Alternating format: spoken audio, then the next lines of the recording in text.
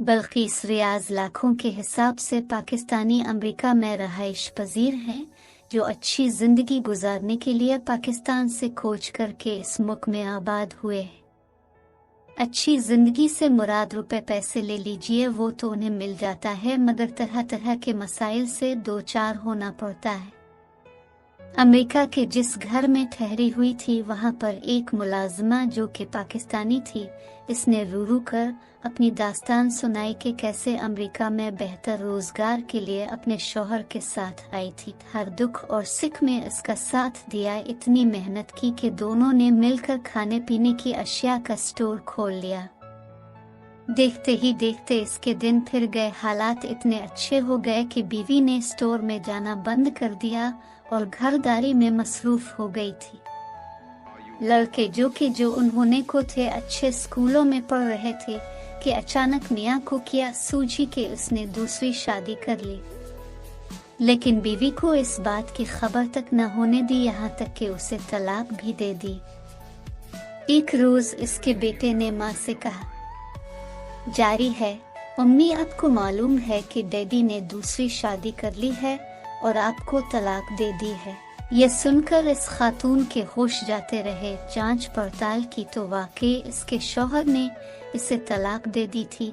जब शौहर से इसने एहतजाज किया तो इसने इसे घर से निकाल दिया था और वो बेचारी दरबदर पाकिस्तानियों के घरों में जाकर पार्ट टाइम खाने बनाने लगी थी। इस खातून को मैंने अपनी मेजबान के घर में देखा तो वो शक्ल व सूरत से बिल्कुल भी मुलाजमा दिखाई नहीं दे रही थी, इतनी महज़्ज़ब के जी नहीं चाहता था कि इससे कोई काम लिया जाए, मगर इस बेचारी की रोजी का मसला था। मेरा जी कट कर रह गया था। मैंने इससे पूछा, जब उसने दूसरी शादी की थी तो हमें यहाँ की इंतजामिया से मदद लेनी चाहिए थी, यहाँ के कानून के मुताबिक आधा हिस्सा हमें जाना था। वो आंखों में आंसू भरते हुए गोया हुई, इस शख्स ने इतनी मोहलत ही नहीं दी कि मैं यहाँ की इंतजामिया को बता सकती। बेयारो मददगार बच्चों समेत अलग पाकिस्तानी घर में पनाह लेने पर मजबूर हूँ। मुझे तो निकाल दिया था, मगर बच्चों को भी अपने पास नहीं रहने दिया है, उनको भी मेरे हमरा घर से बाहर निकाल दिया है। बच्चे बेचारे इस काबिल नहीं कि कुछ कमा सकी। मैं मेहनत मजदूरी करके उनको पढ़ा रही हूँ। जो ही किसी काबिल हो जाते हैं तो अपने शौहर पर मुकदमा दायर करके अपना हिस्सा लूंगी। मेरे मालिक बहुत अच्छे हैं, वो मेरा साथ देने के लिए तैयार हैं। दरअसल उनके दो छोटे बच्चे हैं जिनकी मैं उनकी गैर मौजूदगी में देखभाल करती हूँ। वो दोनों मुलाजमत करते हैं। उन्होंने मुझसे वादा किया हुआ है कि मेरा हक दलवा कर रहेंगे। ठीक है, हक तो मिल जाएगा, मगर शौहर तो हाथों से निकल गया है।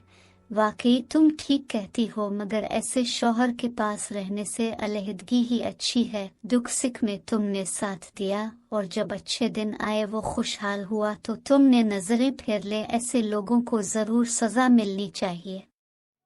तुम अपने मालिक से इल्तिजा करती रहो और मुकदमा अभी दायर करो। पुरानी बात हो गई तो हो सकता है तुम्हारी सुनवाई ना हो। मेरी इस बात से वो दुख भरे लहजे से बोली, मैं जरूर मुकदमा करूंगी। काश मियाँ पर मैं कड़ी नजर रखती तो आज ये दिन देखना ना पड़ता।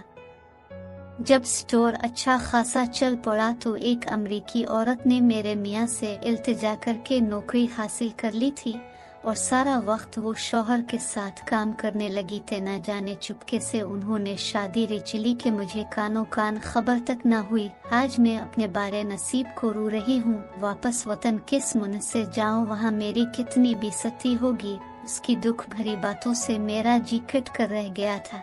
वो औरत मजलूम व मजबूर थी, न जाने ऐसी कितनी औरतें मजलूम होंगी।